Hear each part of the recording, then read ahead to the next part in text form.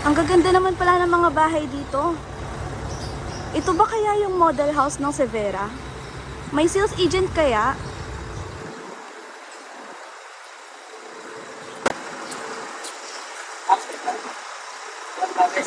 Message. Muna lang ako ma'am kapag sasamahan ko kayo. Okay, thank you so much po. Sales agent ata si Kuya.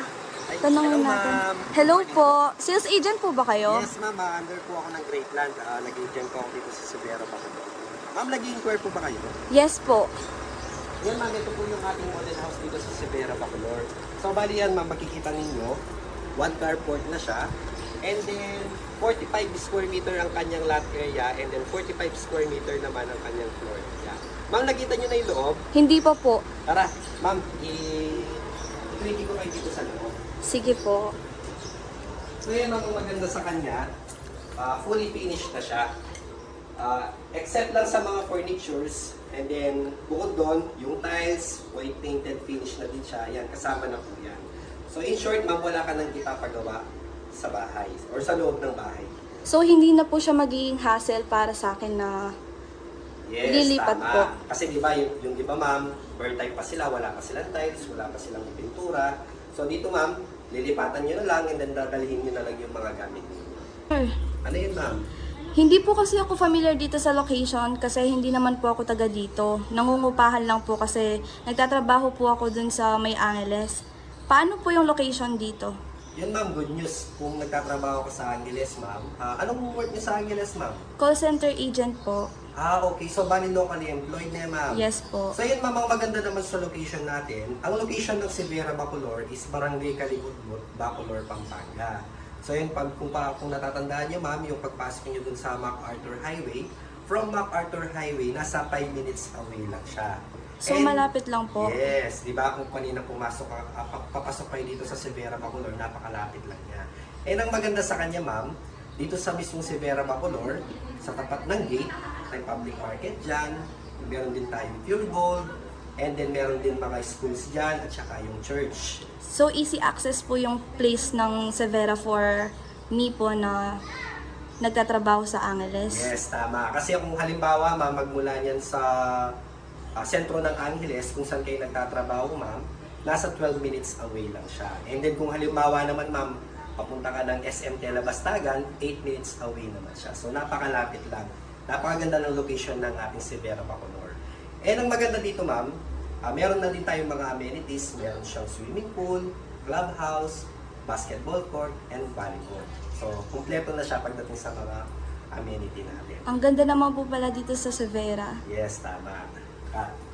Dito naman ma'am, ang maganda sa kanya, yan, nakatiles na din po yung kanyang sink. And then meron na din siyang built-in cabinet sa ibaba. And then, meron pa siyang service area dito ma'am. So nasa sa inyo yan ma'am. Upon turnover kasi meron na din naman siya ng fence. And then, nasa sa inyo yan kung gusto niyo siyang ipa-enclose or kung gusto niyo siyang ipa-grills na lang. Pwede niyong gawing laundry area to. And Ang then ayos dito naman naman po sa pala. toilet and bath niya ma'am, pero yung maganda sa kanya. Yan. Naka-tiles na siya hanggang itaas, and then kasama na din po yung mga yan. Ito lang ang hindi kasama dyan ma'am, Yes po. upon turnover. Papakita ko sa inyo yung itaas. Sige po. Sa itaas natin, naka 2 bedrooms po siya. So yan ma'am, ang maganda sa kanya, pagdating sa second floor, 2 bedrooms na po siya. And then, meron na din siyang built-in cabinet. Di ba? So, kasama na po yan. Yes. Kasama na yan ma'am, upon turnover unit. Tapos ang maganda sa kanya ma'am, sliding na din yung kanyang mga window. Ang ganda naman po. Di ba? Dito naman ma'am, dito tayo sa second bedroom. Sa second bedroom naman ma'am, syempre, meron din siyang built-in cabinet. Diba? Less hassle po pala kapag lumipat dito. Yes. And then, syempre, naka-sliding window na din siya sa harapan. So tara ma'am, pag-usapan naman natin yung computation natin kung paano tayo makakapag-avail dito sa Severa Bacolod. Sige Tara po. ma'am, dito tayo sa baba.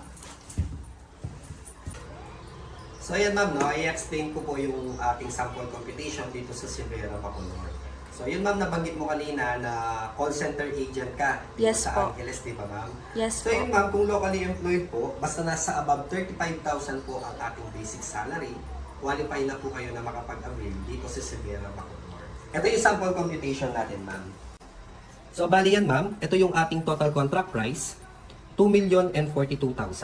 And then 95% ma'am, loanable amount, ito yung ipapasok natin kay Pag-ibig. Ang total down payment niya is 102,000, reservation fee na 20,000. And then itong balance on equity ma'am, or yung balance niyo sa down payment na 82,000, pwede niyo pong bayaran ito in 3 years without interest. Yun yung maganda sa kanya. So, hindi po siya hassle for me.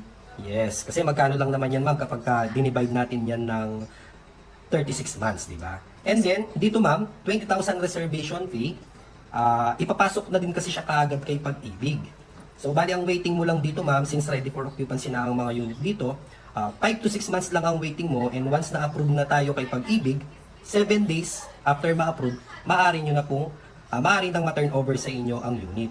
And kung makikita din dyan ma'am, yung kanyang miscellaneous fee na 80,000 is free na po siya. So hindi nyo na siya kailangan bayaran. Yun yung maganda sa kanya.